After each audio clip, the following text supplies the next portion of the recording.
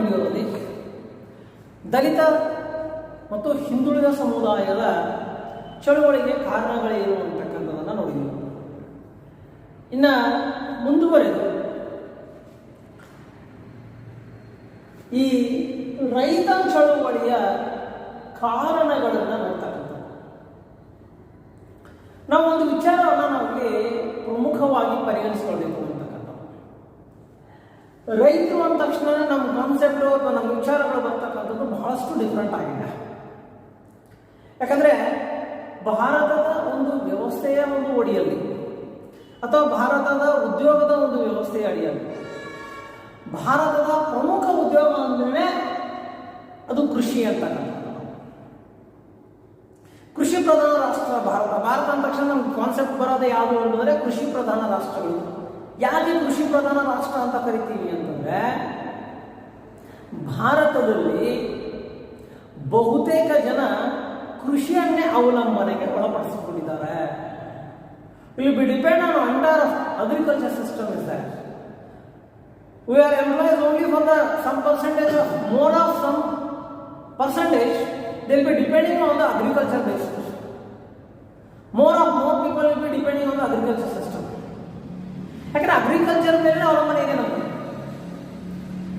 Because ಯಾಕೆ agriculture ಮೇಲೆ depend ಇದೆ ಅಂದ್ರೆ we are some percentage of illiteracy persons. ಅನಕ್ಷರತೆ ಕಾಡ್ತಾ ಇದೆ ನಮ್ಮಲ್ಲಿ. ಅನಕ್ಷರ ಜೊತೆಗೆ ನಾವು ಕೃಷಿಯನ್ನೇ ಅವಲಂಬಿಸಿದ್ದೀವಿ. ಕೃಷಿಗೆ ಪ್ರಾಧಾನ್ಯತೆ ಇದೆ. ಕೃಷಿಗೆ ಪ್ರಾಧಾನ್ಯತೆ ಇರುವುದ್ರ ಜೊತೆಗೆ ನಾವೇನು ಹೇಳ್ತೀವಿ ಅಂತಂದ್ರೆ ರೈತ ಅಂದ್ರೆ ಈ ದೇಶದ ಬೆನ್ನೆಲುಬು ಅಂತಕ್ಕಂಥ ಪದಗಳನ್ನು ಬಳಸ್ತೀವಿ ನಮಗೆ. ಅವೆಲ್ಲ ಏನಾಗಿದ್ದಾವೆ ಅಂದ್ರೆ ಕೇವಲ ಪುಸ್ತಕದಲ್ಲಿ ಆಗಿದ್ದಾವೆ ಅಂತ ಇವತ್ತಿನ ರೈತರ ಹೋರಾಟಗಳು ಪ್ರಾರಂಭವಾಗಿದ್ದಾವೆ. ನಾವಿವತ್ತು ರೈತರ ಒಂದು ವ್ಯವಸ್ಥೆ ಅಥವಾ ಪರಿಸ್ಥಿತಿಯನ್ನು ನಾವು ಪರಿಗಣಿಸಿಕೊಂಡ್ರೆ what are the today's is the position of the agriculture base of the ರೈತರ ಫಾರ್ಮರ್ಸ್ ಇಸ್ ದಟ್. ಏನಾಗಿದೆ ಇವತ್ತು ರೈತರಲ್ಲಿ? ಯಾಕೆ ರೈತ ಆರ್ಥಿಕವಾಗಿ ಬಲಿಷ್ಠನಾಗ್ತಿಲ್ಲ ಅಂತಂದ್ರೆ they give the so many reasons why is not become a powerful in economical condition. They give the so many reasons. ಬಹಳಷ್ಟು ಕಾರಣಗಳಿದಾವೆ. ಆ ಕಾರಣಗಳೆಲ್ಲ ನೋಡ್ತಾ ಬಂದ್ವಿ ಅಂತಂದ್ರೆ ಪ್ರಮುಖವಾಗಿ ಭಾರತದಲ್ಲಿ ನಾವು ತೆಗೆದುಕೊಂಡ್ವಿ ಅಂತಂದ್ರೆ ರೈತರ ಪರಿಸ್ಥಿತಿ ಇವತ್ತೇನಾಗಿದೆ ಅಂತಕ್ಕಂಥ ನಾವು ನೋಡಿದ್ವಿ ಅಂತಂದ್ರೆ ಭಾರತದ ಇವತ್ತು ಕೃಷಿ ಪ್ರಧಾನ ರಾಷ್ಟ್ರ ಇದು ಒಂದ್ ಕಡೆ.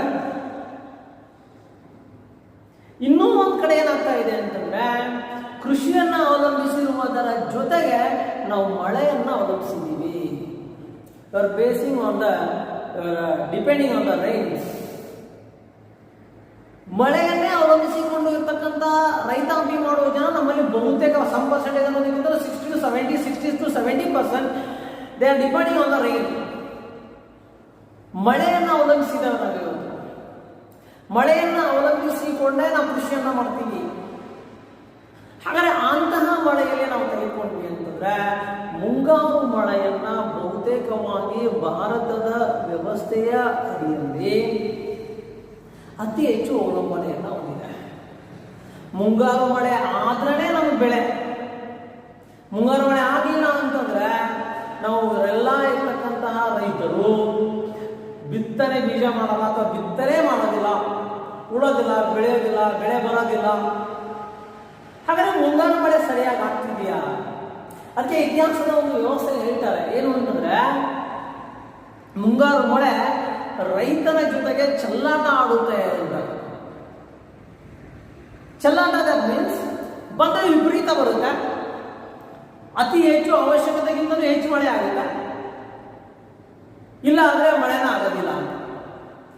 ಇಂಥ ಒಂದು ವ್ಯವಸ್ಥೆಯಲ್ಲಿ ಮುಂಗಾರು ಮಳೆ ಭಾರತೀಯ ಕೃಷಿಕರನ್ನ ಕಾಡ್ತಾನೆ ಬಂದಿದೆ. ಆ ಕಾಡ್ತಕ್ಕಂಥ ಒಂದು ವ್ಯವಸ್ಥೆಯ ಒಂದು ಒಡಿಯಲ್ಲಿ ರೈತ ಸಾಕಷ್ಟು ಸಮಸ್ಯೆಗಳನ್ನ ಎದುರಿಸ್ತಾ ಇದ್ದಾನೆ. ಮುಂಗಾರು ಮಳೆ ವಿಫಲವಾದಾಗ ರೈತರು ಏನಾಗ್ತಾ ಇದ್ದಾರೆ? ಸಾಲಗಾರರಾಗ್ತಾ ಇದ್ದಾರೆ. ಹಾಗಾದ್ರೆ ಸಾಲಗಾರರಾಗ್ತಾ ಇದ್ದಾರೆ ದಟ್ ಮೀನ್ಸ್ ಇವತ್ತು ಮುಂಗಾರು ಮಳೆ ಸರಿಯಾಗಿ ಆಯ್ತಪ್ಪ, ಒಂದೇ ಮಳೆ ಚೆನ್ನಾಗಿ ಆಗಿದೆ, ರೈತ ಏನ್ ಮಾಡ್ತಾ ಇದ್ದಾನೆ? ಸಾಲ ಮಾಡ್ಕೊಂಡು ಬೀಜನ ತಗೊಂಡ್ಬಂದು ಗೊಬ್ಬರ ತಗೊಂಡ್ಬಂದು ತನ್ನ ಹೊಲದಲ್ಲಿ ಬೀಜಗಳನ್ನು ಬಿತ್ತುವ ಕೆಲಸವನ್ನು ಮಾಡ್ತಾನೆ. ಬಿತ್ತುವ ಕೆಲಸವನ್ನ ಮಾಡಿದಂತಹ ಒಂದು ರೈತ ಸರಿಯಾದ ಸಮಯದಲ್ಲಿ ಮತ್ತೆ ಮಳೆ ಆಯಿತು ಅಂತಂದ್ರೆ ತಾನು ಹಾಕಿದ ಬೀಜಕ್ಕೆ ಪ್ರತಿಫಲವಾಗಿ ಬೆಳೆಗಳನ್ನ ಬರ್ತಾ ಅಥವಾ ಅನುಭವಿಸ್ತಾನೆ ಅಂತ. ಹೀಗಾಗೋದಿಲ್ಲ ಇವತ್ತು. ಯಾಕಂದ್ರೆ ಮುಂಗಾರು ಮಳೆ ಅಕಸ್ಮಾತ್ ವಿಪರೀತ ಆಯಿತು ಅಂತಂದ್ರೆ ಬೀಜಗಳು ಕೆಟ್ಟೋಗ್ತವೆ, ಸರಿಯಾದ ರೀತಿಯಲ್ಲಿ ಬೆಳೆ ಬರಲ್ಲ. ಬೆಳೆ ಬರಲಿಲ್ಲ ಅಂದರೆ ಏನು, ತಾನು ಸಾಲ ಮಾಡಿ ತೆಗೆದುಕೊಂಡು ಬಂದಂತಹ ಬೀಜ ಗೊಬ್ಬರ ಇದೆ ಸಂಪೂರ್ಣವಾಗಿ ವಿಫಲ ಆಗುತ್ತೆ. ಮತ್ತೆ ಸಾಲ ಮಾಡ್ತಾನೆ, ಆ ಸಾಲ ಬಗೆಹರಿಸೋದಕ್ಕೆ ಮತ್ತೊಂದು ಸಾಲ ಮಾಡ್ತಾನೆ, ಆ ಸಾಲ ಬಗೆಹರಿಸೋದಕ್ಕೆ ಮತ್ತೊಂದು ಸಾಲ ಮಾಡ್ತಾನೆ. ಅದಕ್ಕೆ ಹೇಳ್ತಾರೆ ಇತಿಹಾಸದ ವ್ಯವಸ್ಥೆಯಲ್ಲಾಗಿರ್ಬೋದು, ಸಮಾಜದ ವ್ಯವಸ್ಥೆಯಲ್ಲಿ ಇವತ್ತಿನ ರೈತನ ಪರಿಸ್ಥಿತಿ ಏನಾಗಿದೆ ಅಂತಂದ್ರೆ ಸಾಲದಲ್ಲೇ ಹುಟ್ಟಿ ಸಾಲದಲ್ಲೇ ಬೆಳೆದು ಸಾಲದಲ್ಲೇ ಒಂದಿನ ಸತ್ತೋಗ್ತಾನೆ ಅಂತ. ಯಾಕಂತಂದ್ರೆ ಮುಂಗಾರು ಮಳೆಯ ವಿಫಲತೆ. ಒಂದ್ ಕಡೆ ಸಾಲಗಾರ ಆಗ್ತಾನೆ, ಒಂದ್ ಕಡೆ ಬಡ್ಡಿಯ ಹೊರೆ ಬಡ್ಡಿ ತೆರೆ ಮೇಲೆ ಬೀಳುತ್ತೆ. ಆ ಬಡ್ಡಿಗೆ ಮತ್ತೆ ಬಡ್ಡಿ ಅಂತಕ್ಕಂಥದ್ದಾಗಿ ಈ ಇರ್ತಕ್ಕಂತಹ ಒಂದು ವ್ಯವಸ್ಥೆಗಳಲ್ಲಿ ಒಂದ್ ಕಡೆ ಹೊಲದಲ್ಲಿ ಹಾಕಿರ್ತಕ್ಕಂಥ ಬೀಜಕ್ಕೆ ಬೀಜವನ್ನು ಬಿತ್ತಿದಂತಹ ಸಂದರ್ಭದಲ್ಲಿ ಸರಿಯಾಗಿ ಬೆಳೆ ಬರೋದಿಲ್ಲ. ಆ ಬೆಳೆ ಬರೋದ್ರಿಂದ ಸಾಲಗಾರ ಆಗ್ತಾನೆ, ಸಾಲಗಾರದಿಂದ ಬಡ್ಡಿಯ ಹೊರೆ ಬೀಳುತ್ತೆ. ಆ ಬಡ್ಡಿಯ ಹೊರೆಯ ಜೊತೆಗೆ ಇವತ್ತಿನ ಸರ್ಕಾರ ಅಥವಾ ಇಲ್ಲಿವರೆಗೆ ಆದಂತಹ ಎಲ್ಲಾ ಸರ್ಕಾರಗಳ ವ್ಯವಸ್ಥೆ ನೋಡಿದ್ವಿ ಅಂತಂದ್ರೆ ರೈತರ ಉಳುಮೆ ಮಾಡತಕ್ಕಂಥ ಭೂಮಿಯನ್ನ ವೈಜ್ಞಾನಿಕವಾಗಿ ಅವೈಜ್ಞಾನಿಕವಾಗಿ ಭೂಮಿಯನ್ನ ಸ್ವಾಧೀನಪಡಿಸಿಕೊಳ್ತಕ್ಕಂಥದ್ದು. ಅದನ್ನ ಮುಂದಿನ ವಿಚಾರದಲ್ಲಿ ಹೇಳ್ತೀನಿ. ಅಂದ್ರೆ ಅವೈಜ್ಞಾನಿಕತೆ, ಅವಶ್ಯಕತೆ ಇರೋದಿಲ್ಲ. ಅವಶ್ಯಕತೆಗಿಂತಲೂ ಹೆಚ್ಚಿನ ಭೂಮಿಯನ್ನ ರೈತರಿಂದ ಒಂದು ಹಣವನ್ನ ನೀಡಿ ವಶಪಡಿಸಿಕೊಳ್ತಕ್ಕಂಥ ಕೆಲಸವನ್ನು ಕೂಡ ಸರ್ಕಾರಗಳು ಮಾಡ್ತಾರೆ. ಏನಾಗ್ತಾ ಇದೆ, ರೈತ ಭೂಮಿ ಕಳ್ಕೊಂಡ ರೊಕ್ಕ ಸಿಕ್ತು, ರೊಕ್ಕ ಇವತ್ತು ಯಾವುದಕ್ಕೂ ಉಪಯೋಗ ಬರಲಿಲ್ಲ ಅಂದ್ರೆ ಎಲ್ಲ ರೀತಿ ಇರ್ತಕ್ಕಂಥ ಚೇಂಜ್ ಮಾಡಿನೋ ಅಥವಾ ಎಲ್ಲೋ ಯಾವುದೋ ಇರ್ತಕ್ಕಂಥ ಮದುವೆ ಮಾಡಿಯೋ, ಮಕ್ಕಳು ಮದುವೆ ಮಾಡಿಯೋ, ಮತ್ತೊಂದು ಏನೋ ಮಾಡಿಯೋ ಹಣ ಇವತ್ತು ಪೋಲ ಹೋಗ್ಬಿಡುತ್ತೆ ಅಂತಕ್ಕಂಥ ವಿಚಾರಗಳನ್ನು ನಾವು ಪರಿಗಣಿಸ್ಕೊಳ್ಬೇಕು ಅಂತ. ಸರಿಯಾದ ರೀತಿಯಲ್ಲಿ ಬೆಲೆ ಸಿಗೋದಿಲ್ಲ. ನಾನು ಹೇಳಿದೆ ಮುಂಗಾರು ಮಳೆ ಸರಿಯಾಗಿ ಆಯ್ತು ಅಂತಾನೆ ಇಟ್ಕೊಳ್ಳಿ. ಒಂದು ಕಾನ್ಸೆಪ್ಟ್ ಇದೆ. ಸರಿಯಾಗಿ ಮಳೆನೂ ಆಯಿತು, ಬೀಜ ಬಿತ್ತಿದ, ಬೆಳೆ ಬಂತು, ಎಲ್ಲ ಹೇರಳವಾದಂಥ ಬೆಳೆ ಬಂತು ಅಂದ್ರೆ ಅವ್ನು ಬೆಲೆ ಸಿಗಲ್ಲ. ಮಾರುಕಟ್ಟೆಯಲ್ಲಿ ಬೆಲೆ ಸಿಗಲ್ಲ. ಇವತ್ತು ನಾವು ಮಾರುಕಟ್ಟೆಯಲ್ಲಿ ನೋಡ್ತಿರ್ತೀವಿ. ಇವತ್ತು ಕಾಯಿಪಲ್ಯ ವಿಚಾರ ಅಥವಾ ಕಾಳುಕಡಿ ವಿಚಾರಗಳನ್ನ ನಾವು ಪರಿಗಣಿಸಿಕೊಂಡ್ರೆ 10 ರೂಪಾಯಿ ಕಿಲೋ, 20 ರೂಪಾಯಿ ಕಿಲೋ ಟೊಮೆಟೊ, 20 ರೂಪಾಯಿ ಕಿಲೋ ಉಳ್ಳಾಗಡ್ಡಿ ಮಾರಿದ ಅಂತಂದ್ರೆ ರೈತ ತಾನು ಬೆಳೆದು ಹೊಲದಿಂದ ತೆಗೆದುಕೊಂಡು ಬಂದು ಮಾರುಕಟ್ಟೆಗೆ ತಂದಂತ ಟ್ರಾನ್ಸ್ಪೋರ್ಟೇಷನ್ ಬೆಲೆನೂ ಸಿಗಲ್ಲ, ಬೆಂಬಲ ಬೆಲೆ ಸಿಗೋದಿಲ್ಲ. ಹಾಗಾದ್ರೆ ಬೆಂಬಲ ಬೆಲೆ ಸಿಗದೆ ಇರೋದ್ರಿಂದ ಏನಾಗ್ತಾ ಇದ್ದಾನೆ, ಇವನು ಸಾಲಗಾರನಾಗ್ತಾ ಇದ್ದಾನೆ, ಸಾಲದ ಜೊತೆಗೆ ಬಡ್ಡಿ ಕಟ್ತಾ ಇದ್ದಾನೆ, ಚಕ್ರ ಬಡ್ಡಿ ಕಟ್ತಾ ಇದ್ದಾನೆ. ಇದೇ ರೀತಿ ಇರ್ತಕ್ಕಂಥ ಸಾಲದ ಸುಳಿಯಲ್ಲೇ ಸಿಕ್ಕಿಕೊಂಡು ಸಾಲದಲ್ಲೇ ಬೆಳೆದು ಸಾಲದಲ್ಲೇ ಹುಟ್ಟಿ ಸಾಲದಲ್ಲೇ ಸತ್ತೋಗ್ತಕ್ಕಂಥ ಒಂದು ವ್ಯವಸ್ಥೆಯನ್ನ ಅಂತಕ್ಕಂಥದ್ದು. ಹಾಗಾಗಿ ಇಂಥ ವ್ಯವಸ್ಥೆಯನ್ನ ನಾವು ಅನ್ಬೋದು. ಸರ್, ಇಷ್ಟೊಂದು ಇರ್ತಕ್ಕಂಥ ಪ್ರಜಾಪ್ರಭುತ್ವ ವ್ಯವಸ್ಥೆಯಲ್ಲಿ ರೈತರ ಸಮಸ್ಯೆಗಳನ್ನ ಬಗೆಹರಿಸಲಿಲ್ಲ ಯಾರು ಅಂತಕ್ಕಂತಹ ಪ್ರಶ್ನೆ ಸಂದರ್ಭದಲ್ಲಿ ಭಾರತದ ಪ್ರಧಾನಮಂತ್ರಿಗಳಿರ್ತಕ್ಕಂಥ ಚೌಧರಿ ಚರಣ್ ಸಿಂಗ್ ರವರಾಗಿರ್ಬೋದು, so many persons, Sharad Joshi ಅವರು ಆಗಿರ್ಬೋದು, ಕರ್ನಾಟಕ ರೈತ ಸಂಘ ಸಂಘರ್ಷದಲ್ಲಿರ್ತಕ್ಕಂಥ ಪ್ರೊಫೆಸರ್ ನಂಜುಂಡಸ್ವಾಮಿ ಅವರಾಗಿರ್ಬೋದು, so many persons. I am not telling only in Karnataka, entire Indian system. So many politicians, so many society service people, so many persons. They will fight against the government to solve the farmers' problem. But it is not properly done by the government. ಹಾಗೆ ಅಲ್ಲ, ಬರೀ ಮಾಡ್ತೀವಿ ಹೋಗ್ತೀವಿ ಅಂತಕ್ಕಂಥ ಆಶ್ವಾಸನೆ ಕೊಡ್ತಾ ಇದ್ದಾರೆ. There is not, government will not take a permanent solution of the farmers. The temporary solutions, entirely temporary solutions. It's not a permanent solution. ಏನು ಆಗ್ತಿಲ್ಲ ಇವತ್ತಿಗೂ ಕೂಡ ಅಂತಂದ್ರೆ ಅಂತ ಒಂದು ವ್ಯವಸ್ಥೆಯ ಒಂದು ಒಡೆಯ ರೈತರ ವ್ಯವಸ್ಥೆ, ರೈತರ ಪರಿಸ್ಥಿತಿ ದಿನದಿಂದ ದಿನಕ್ಕೂ ಕೂಡ ಬಿಗಡಾಯಿಸಿಕೊಂಡು ಹೋಗ್ತಕ್ಕಂತಹ ಒಂದು ಕಾರಣದ ಒಂದು ವ್ಯವಸ್ಥೆಯ ಒಂದು ಒಡೆಯಲ್ಲಿ ರೈತರು ಏನಾಗ್ತಾ ಇದ್ದಾರೆ ಅಂತಂದ್ರೆ ಚಳುವಳಿಯ ಹಾದಿ ಹಿಡಿದು against to the government, against to the society, against to the rules, regulations, so many things. What are the type of the reasons of the farmers ನಾವು ತೆಗೆದುಕೊಂಡ್ವಿ ಅಂತಂದ್ರೆ ಹಲವಾರು ಕಾರಣಗಳಿವೆ. ಅದರೆಲ್ಲ ನೋಡ್ಕೊಂಡ್ರೆ ವಂಚನೆ ಮನೋಭಾವನೆ ಇದೆ, ರೈತರಿಗೆ ವಂಚನೆ ಆಗ್ತಾ ಇದೆ, ರೈತರಿಗೆ ಮೋಸ ಆಗ್ತಾ ಇದೆ. ಯಾವ್ಯಾವ ವಿಚಾರದಲ್ಲಿ ಅಂದರೆ ಎಲ್ಲ ವಿಚಾರಗಳಲ್ಲಿಯೂ ಕೂಡ ರೈತರಿಗೆ ಮೋಸ ಆಗ್ತಾ ಇದೆ, ವಂಚನೆ ಆಗ್ತಾ ಇದೆ ಅಂತಂದ್ರೆ ಅದು ಎಲ್ಲಿಂದ ಸ್ಟಾರ್ಟ್ ಆಗುತ್ತೆ ಅಂದರೆ ದ ಬೇಸಿಕ್ ಆಫ್ ರೈತರಿಗೆ ಕೊಡ್ತಕ್ಕಂಥ ಬೀಜ. ನಾನು ನೋಡ್ತೀನಿ ಇವತ್ತು ರೈತರು ಇರ್ತಕ್ಕಂಥ ಒಂದು ವ್ಯವಸ್ಥೆ ನೋಡಿದ್ವಿ ಅಂತಂದ್ರೆ, ಸರ್ ನಾನು ಚಲೋ ಬೀಜನ ತಂದು ಹಾಕಿದ್ರಿ, ನಾನು ಅವ ಬೀಜ ಹಾಕ್ಯಾನ, ನಾನು ಅವ ಬೀಜ ಹಾಕಿನಿ, ಇವರೇ ಅವನ ಬೆಳೆ ಚಲೋ ಬಂದೈತಿ, ನನ್ನ ಬೆಳೆ ಚಲೋ ಬಂದಿಲ್ಲ. ಅಥವಾ ಅವನು ಬೀಜ ಹಾಕ್ಯಾನ, ನಾನು ಬೀಜ ಹಾಕಿ, ನಾನು ಅಷ್ಟೇ ಗೊಬ್ಬರ ಹಾಕಿನಿ, ಅವನು ಅಷ್ಟೇ ಗೊಬ್ಬರ ಹಾಕ್ಯಾನ, ಅವನಿಗೂ ಅಷ್ಟೇ ಮಳೆ ಆಗೈತಿ, ನನಗೂ ಅಷ್ಟೇ ಮಳೆ ಆಗಿದೆ. ಬಟ್ ಅವನಿಗೆ ಕ್ವಿಂಟಲ್ಗೆ 10 ಚೀಲ 20 ಚೀಲ ಶೇಂಗಾ ಬಂದರೆ, ನನಗೆ ಕ್ವಿಂಟಲ್ಗೆ ಅಥವಾ ಇರ್ತಕ್ಕಂಥ ಒಂದು ಎಕರೆಗೆ 10 ಚೀಲ ಶೇಂಗಾ ಬಂದರೆ ನನಗೆ ಎಕರೆಗೆ 2 ಚೀಲನೂ ಬಿದ್ದಿಲ್ಲ. ಗುಣಮಟ್ಟದ ಬೀಜಗಳು ಸರಬರಾಜು ಆಗ್ತಿಲ್ಲ, ಮೋಸ ಆಗ್ತಾ ಇದೆ ರೈತನಿಗೆ. ಬೆಂಬಲ ಬೆಲೆ ಇಲ್ಲ, ಸಿಕ್ಕಾಪಟ್ಟೆ ಬೆಳೆದ ಅಂತಂದರೆ ಕವಡೆ ಕಾಸಿನ ಕಿಮ್ಮತ್ತಿಗೆ ಅನುಗುಣವಾಗಿ ಸೊಸೈಟಿಯಲ್ಲಿ ಕೇಳ್ತಕ್ಕಂಥದನ್ನು ನಾವು ಪ್ರಸ್ತುತ ದಿನಮಾನಗಳಲ್ಲಿ ಕಾಣ್ತಾ ಇದ್ದೀವಿ. ಸಾಲ ಮನ್ನಾಗಳಾಗ್ತಿಲ್ಲ, ಪ್ರಾಪರ್ ಆಗಿ ಆಗ್ತಿಲ್ಲ. ಇವತ್ತು ಸಾಲ ಮನ್ನಾ ಯೋಜನೆಗಳನ್ನ ಸರ್ಕಾರ ತರ್ತಾ ಇದೆ, ಅದು ಯಾರಿಗೆ ಆಗ್ತಾ ಇದೆ ಅಂತಂದ್ರೆ ನಿಜವಾದ ರೈತರಿಗೆ ಸಿಗ್ತಾನೆ ಇಲ್ಲ. ಬೃಹದಾಕಾರವಾಗಿ ಬೆಳೆದಂತಹ ರೈತರಿಗೆ ಸಿಗ್ತಾ ಇದೆ ಹೊರತು ಕೆಳಮಟ್ಟದ ರೈತರಿಗೆ ಸಿಗ್ತಾನೆ ಇಲ್ಲ. ಯಾರಿಗೆ ಸಿಗಬೇಕಾಗಿದೆ, ಯೋಗ್ಯ ವ್ಯಕ್ತಿಗೆ ಸಿಗಬೇಕಾಗಿದೆ, ಅದು ಸಿಗ್ತಾ ಇಲ್ಲ. ಬೆಳೆ ವಿಮಾ ವ್ಯವಸ್ಥೆ ಇದೆ, ಜಾರಿಗೆ ಬಂದಿದೆ, ಆದರೆ ಬೆಳೆ ವಿಮೆಯಿಂದ ಪರಿಹಾರ ಮಾತ್ರ ಸಿಗ್ತಿಲ್ಲ ಅಂತ. So many reasons.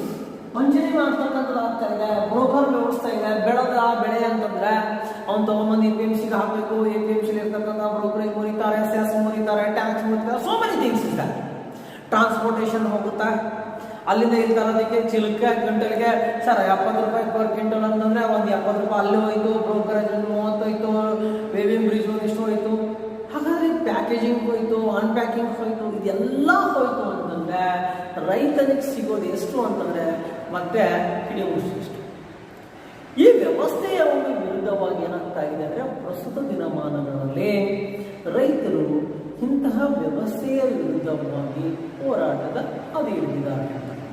ಆದರೆ ರೈತರ ಸಮಸ್ಯೆಗಳನ್ನು ಸಂಪೂರ್ಣವಾಗಿ ಪರಿಹರಿಸಲಾಗ್ತಾ ಇಲ್ಲ. ರೈತರು ಏನು ಮಾಡ್ತಾ ಇದ್ದಾರೆ, ಅದನ್ನ ಅಪೋಸಿಟ್ ಆಗಿ ಗೌರ್ಮೆಂಟ್ ಮಾಡ್ತಾ ಇದೆ ಅಂತಕ್ಕಂಥ ವಿಚಾರಗಳನ್ನು ನಾವು ಪ್ರಮುಖವಾಗಿ ಪರಿಗಣಿಸಿಕೊಳ್ಬೇಕು. ಅಂದ್ರೆ ಏನಾಗ್ತಾ ಇದೆ ಅಂದ್ರೆ, ಬಂಗಾಳದ ಸರ್ಕಾರ ಇರ್ತಕ್ಕಂಥ ಒಂದು ಕೆಲವು ವರ್ಷಗಳ ಹಿಂದೆ ಈ ಬಂಗಾಳದಲ್ಲಿ ನೀಲಿ ಬೆಳೆ ಬೆಳೆಯುವುದನ್ನು ಸರ್ಕಾರ ಅಂತಕ್ಕಂಥದ್ದಾಗಲಿ ಬ್ರಿಟಿಷ್ ವ್ಯವಸ್ಥೆ ಅಂತಕ್ಕಂಥದ್ದಾಗಲಿ ಇದನ್ನು ನಿಷೇಧಿಸಿತು. ನೀಲಿ ಬೆಳೆ ಅಂದರೆ ಸ್ವಲ್ಪ ನೀವು ಅಬ್ಸರ್ವೇಷನ್ ಮಾಡಬೇಕು. ನೀಲಿ ಬೆಳೆ ಅಂದರೆ ನೀರಿನಿಂದ ಉತ್ಪಾದನೆ ಆಗುವಂತಹ ವಸ್ತುಗಳು. ನೀರಿನಿಂದ ಉತ್ಪಾದನೆ ಆಗ್ತಕ್ಕಂಥ ಯಾವುವು?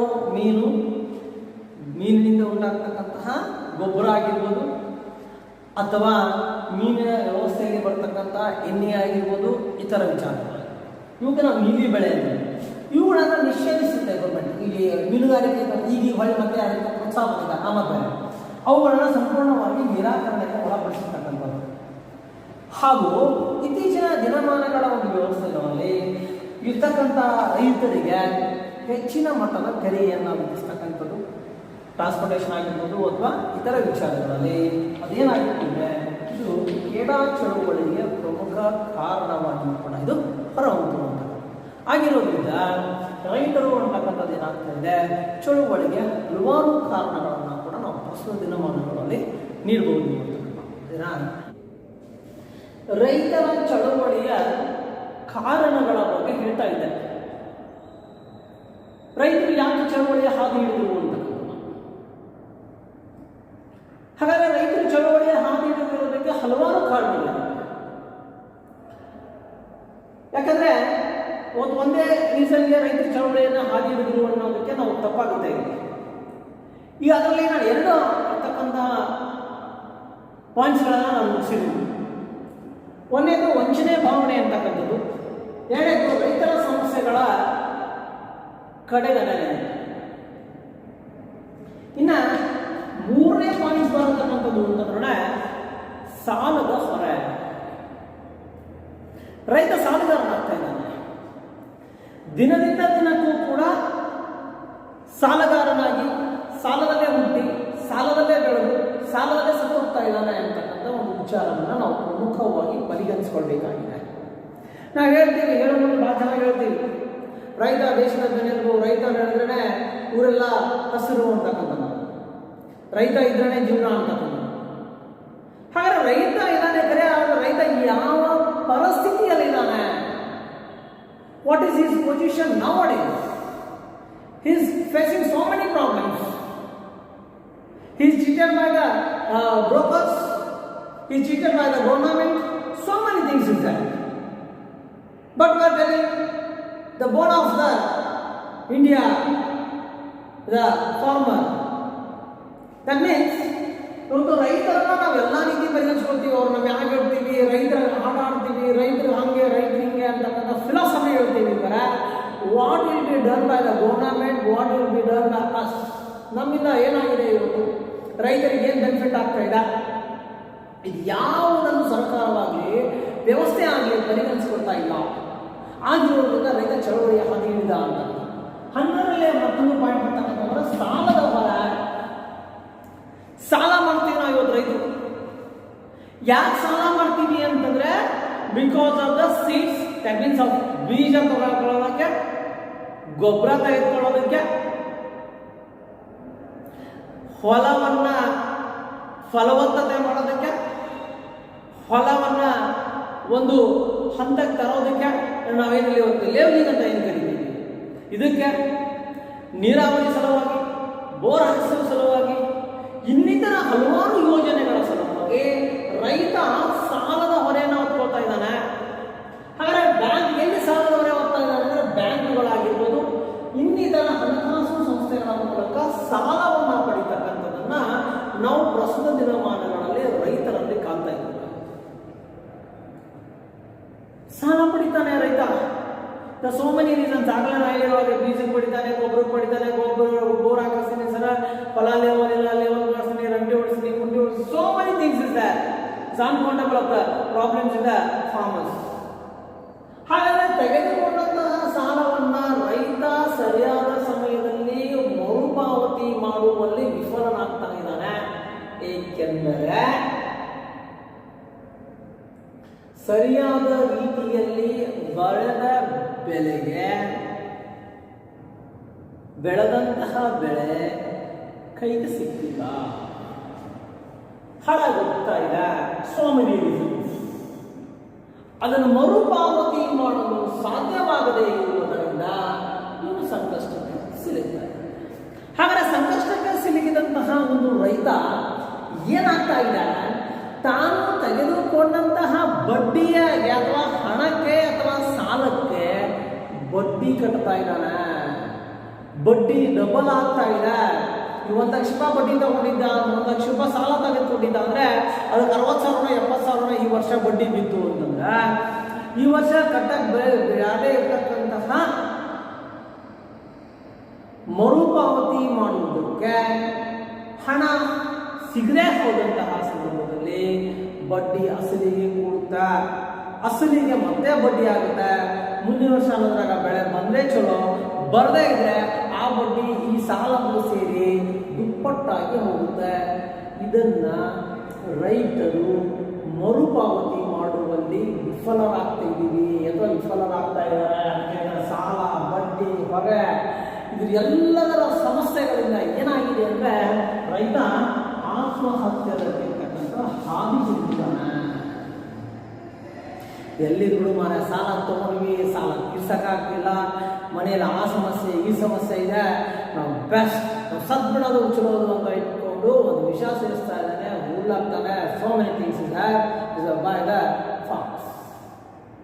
ಸಾಕಷ್ಟು ಸಮಸ್ಯೆಗಳನ್ನ ಎದುರಿಸ್ತಾ ಇದ್ದಾನೆ. ಆ ಸಮಸ್ಯೆಗಳನ್ನ ಎದುರಿಸಿ 1 ವರ್ಷ ಚಲೋ, 2 ವರ್ಷ, 3 ವರ್ಷ is facing so many years. By day is facing so many problems until he take a decision to suicide because of the loan facilities. Interest, double interest, triple interest by the bank, by the other options.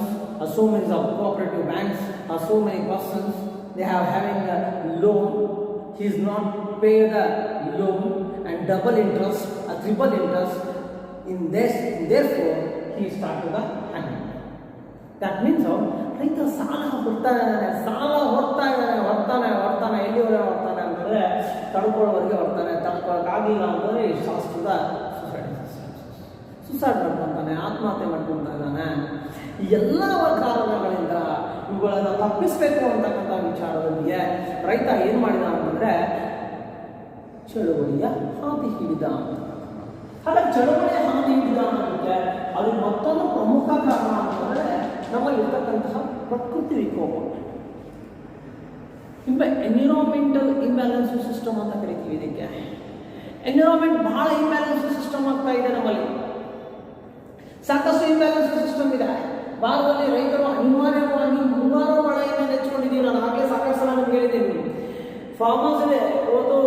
Farmers ಅಥವಾ ನಾವು ಏನು ರೈತರು ಅಂತ ಏನು ಕರಿತೀವಿ, ಇವ್ರಿಗೆ ಸಂಪೂರ್ಣವಾಗಿ ಎಲ್ಲಿ ಮೇಲೆ ಡಿಪೆಂಡ್ ಆಗಿದ್ದಾರೆ ಅಂತಂದ್ರೆ ಸುಮಾರು ಸಮ್ ಪರ್ಸೆಂಟೇಜ್ ನಾವು ತಂದುಬಿಟ್ವಿ ಅಂತಂದ್ರೆ ಸುಮಾರು 80% ಆಫ್ ಫಾರ್ಮರ್ಸ್ ಇವರು ಮುಂಗಾರು ಮಳೆಯನ್ನೇ ನೆನ್ಕೊಂಡಿದ್ದಾರೆ. ಮುಂಗಾರು ಮಳೆ ಚೆನ್ನಾಗಿ ಆಯ್ತು ಅಂತಂದ್ರೆ ರೈತರು ಆರಾಮಾಗಿರ್ತಾರೆ. ಮುಂಗಾರು ಮಳೆ ಹೊರತ ಬಿತ್ತು ಅಂತಂದ್ರೆ ರೈತರ ಸಮಸ್ಯೆ ಪ್ರಾರಂಭ ಆಗುತ್ತೆ. ಈಗ ನೋಡ್ರಿ, ನಾನು ಹೇಳ್ತಕ್ಕಂಥದ್ದು ಮುಂಗಾರು ಮಳೆ ಎರಡು ರೀತಿಯಲ್ಲಿ ಪ್ರಮುಖವಾಗಿ ಆಗ್ತಕ್ಕಂಥದ್ದು. ಒಂದು ನಾರ್ಮಲ್ ಆಯಿತು ಅಂತಂದ್ರೆ it is very good for farmers, happy ಆಗಿಬಿಡ್ತಾರೆ, ಯಾವುದು ಸಮಸ್ಯೆ ಆಗೋಲ್ಲ. They are not facing any problems in the time to time rain ಆಯಿತು ಅಂತಂದ್ರೆ it's not any problem for the farmers. If it is a problem of these things, ಅಥವಾ ಮುಂಗಾರು ಮಳೆ ಕೈ ಕೊಡ್ತು ಅಂತಂದ್ರೆ, ಮಳೆ ಆಗದೇ ಇದ್ರೆ ಸ್ಟಾರ್ಟ್ ಟು ದ ಪ್ರಾಬ್ಲಮ್ಸ್. ಹೋಗ್ಲಿ, ಅತಿಯಾಗಿ ಮಳೆ ಆಯಿತು ಅಂತಂದ್ರೆ then you will start the problems. ನೋಡ್ರಿ, ಕರೆಕ್ಟಾಗಿ ಮಳೆ ಆದರೆ ಫಾರ್ಮರ್ಸ್ ವೆರಿ ಹ್ಯಾಪಿ. ಅತಿ ಕಡಿಮೆ ಮಳೆ ಆದ್ರೂ ಸಮಸ್ಯೆ, ಅಥವಾ ಮಳೆ ಆಗದೆ ಇದ್ರೂ ಸಮಸ್ಯೆ, ಅತಿಯಾಗಿ ಮಳೆ ಆದ್ರೂ ಸಮಸ್ಯೆ. ಈ ಮುಂಗಾರು ಮಳೆ ಮಾಡದೇ ಹೀಗೆ ಕೆಲಸ ಆದರೆ ವಿಪರೀತ ಆಗುತ್ತೆ. ಈ ವರ್ಷ ಆಗಿದೆ. ಈ ವರ್ಷ ಫಾರ್ಮರ್ಸ್ ಸಾಕಷ್ಟು ಲಾಸ್ ಆಗಿದೆ. ವಿಪರೀತ ಮಳೆ, ಒಂದು ವರ್ಷ ಮಳೆನೇ ಇಲ್ಲ. ಮಳೆ ಇಲ್ಲ ಅಂದ್ರೆ ಬೆಳೆ ಇಲ್ಲ ಅಂದ್ರೆ ಇವರು ಮಾಡಿದಂತಹ ಸಾಲ ದುಪ್ಪಟ್ಟಾಗುತ್ತೆ. ಹಾಗಾದ್ರೆ ಸಾಲ ದುಪ್ಪಟ್ಟಾಯಿತು ಅಂದ್ರೆ ಏನು ಮಾಡ್ತಾರೆ, ಆತ್ಮಹತ್ಯೆ ಅಂತ ಹೇಳ್ತಾರೆ. ಪ್ರಕೃತಿ ವಿಕೋಪ ಆಗ್ತಾ ಇದೆ ಅಂತ ಹೇಳ್ತಾರೆ. ಪ್ರಕೃತಿ ವಿಕೋಪ ನೆರೆ ಹೊಳೆ ಆಗುತ್ತೆ. ಈ ಹೊಳೆಗಳ ಮಧ್ಯ ಅಥವಾ ಹೊಳೆಗಳ ದಡದಲ್ಲಿರ್ತಕ್ಕಂಥ ಹೊಲಗಳಿದ್ದಾವೆ.